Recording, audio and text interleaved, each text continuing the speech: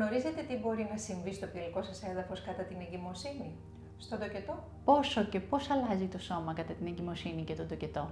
Πώς επηρεάζουν τη ζωή μας? Με πόνο στο σεξ, με ακράτεια ούρων, με μονίμως φουσκωτή κοιλιά και με λάθος στάση σώματος. Για να μην γίνετε μία ακόμη γυναίκα που θα ήθελε να μας έχει γνωρίσει πριν την εγκυμοσύνη της και τον τοκετό, ελάτε λίγο πιο νωρίς, γνωρίστε το μα πριν γίνετε μαμά. Για να αλλάξει πρόσκαιρα η στάση του σώματος και όχι το σώμα σας.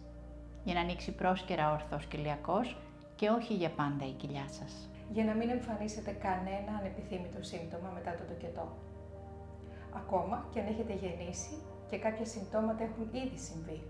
Μαμά, στο φυσικοθεραπευτήριο πράξης, γιατί όταν η μαμά είναι καλά, το παιδί της είναι ακόμα καλύτερα.